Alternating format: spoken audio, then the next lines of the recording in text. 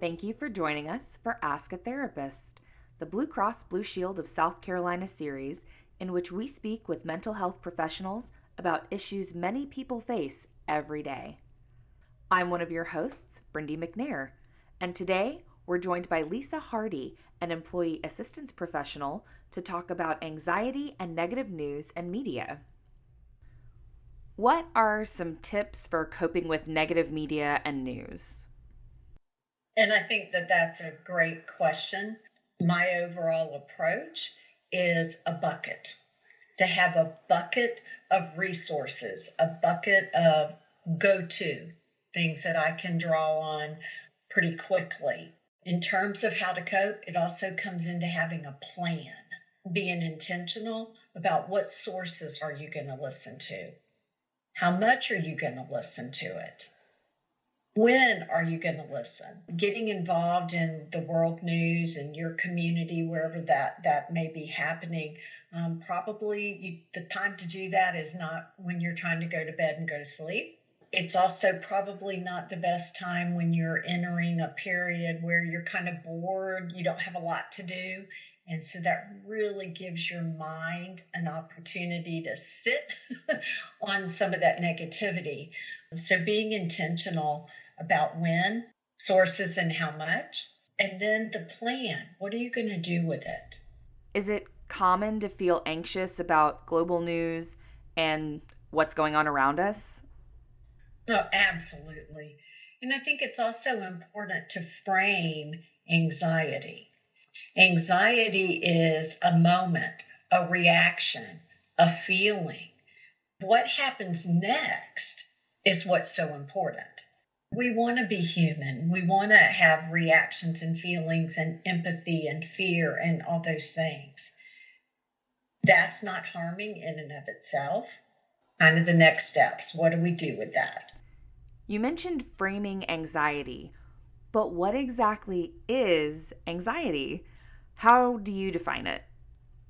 For a truthful diagnosis, I would encourage that people really meet with a professional and go through several steps and not try to make a decision based on just little snippets, but to give you a pretty good general answer to that.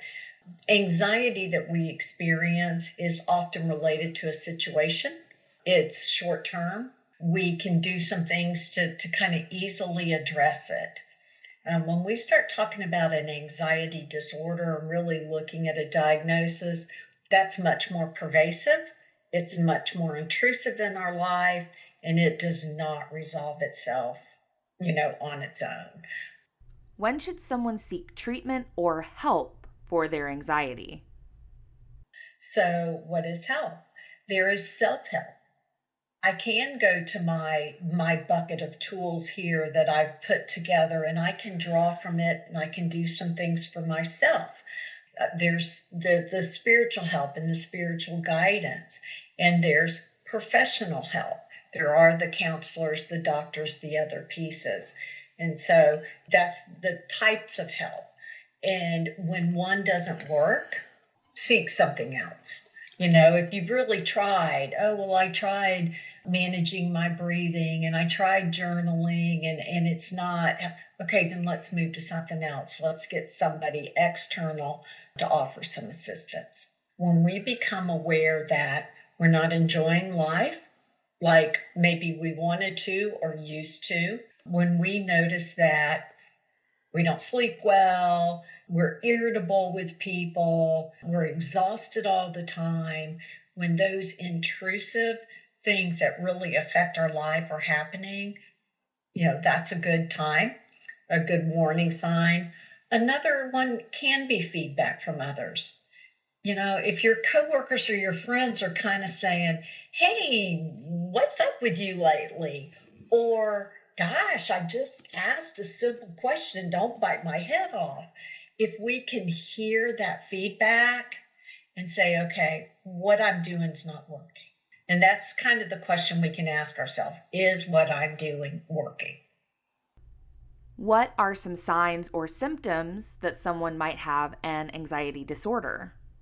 when the symptoms are impairing you and impeding you from enjoying and engaging in the life that you want.